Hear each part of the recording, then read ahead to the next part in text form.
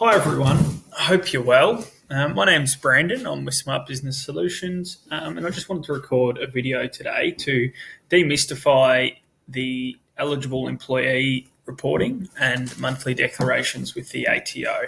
The goal of this, of course, is to ensure we get paid, or you get paid as clients, for the correct amount that you're paying your employees. These are my contact details here. If you'd like to give me a call or shoot me an email if you're having any issues following the video or you're struggling to report via the ATO portal. So on the agenda today, we're going to navigate to the COVID-19 reporting menu within the tax portal.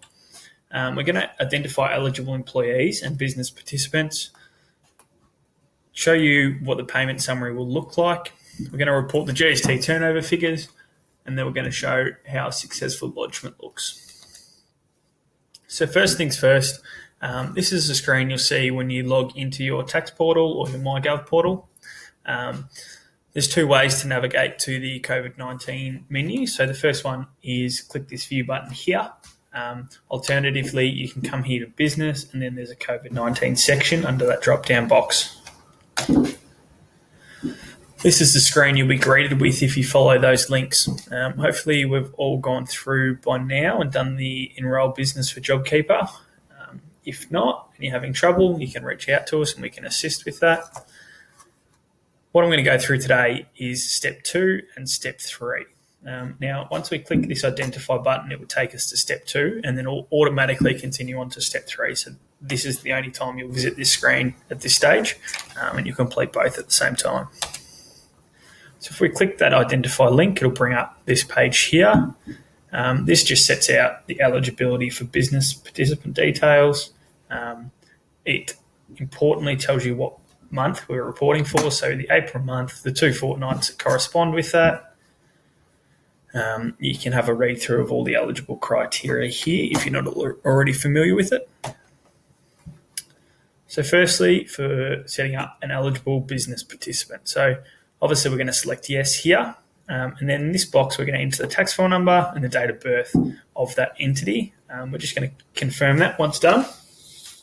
What will happen once we confirm it is the ATO will bring up the client's details. So they'll bring up the tax file number, date of birth, last name, given name.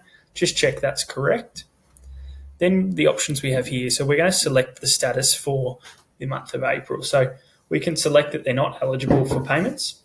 We're not going to claim yet. We're claiming fortnight 1 and fortnight 2, or we're just claiming one of the fortnights.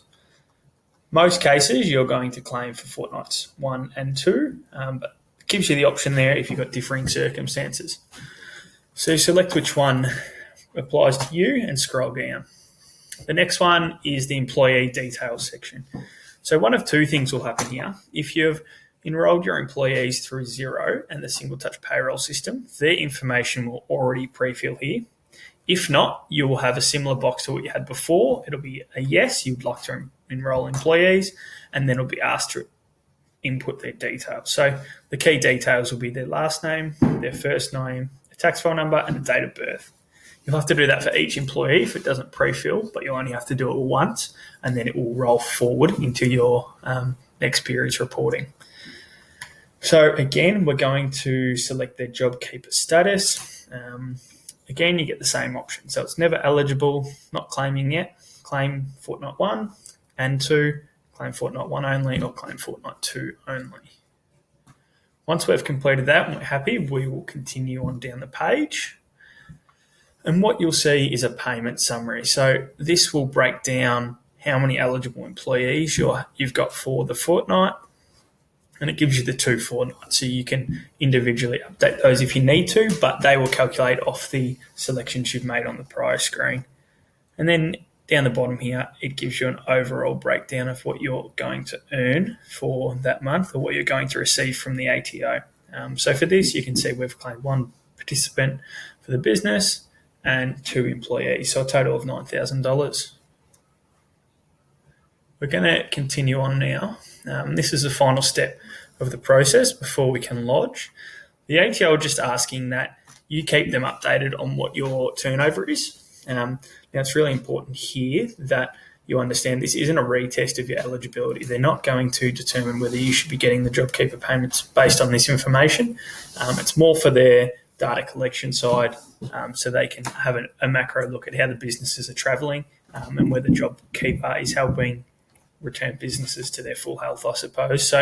So what it's going to ask for each month is you're going to have your April turnover. So the turnover for the month just gone. That's pretty easy. You'll be able to take that out of zero and the profit and loss, and then you're going to do a bit of a projection for the May GST turnover. So look, it's probably best if you get this as accurate as possible, but you'll then provide the actual information in the next month's reporting.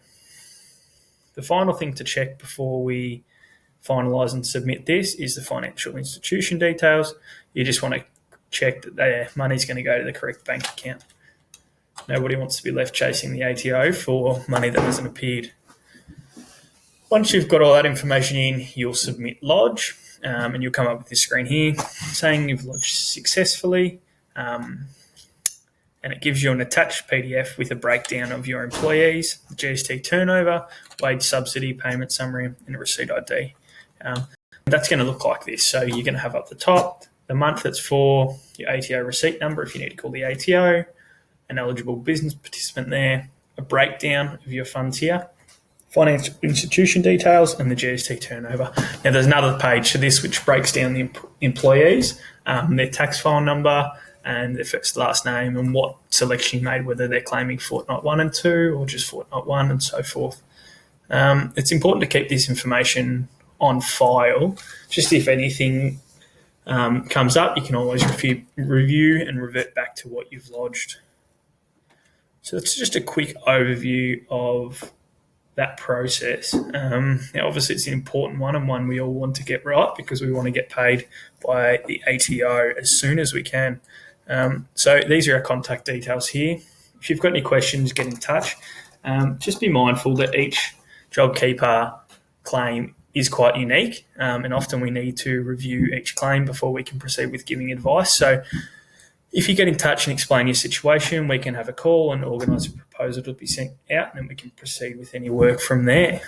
So thank you.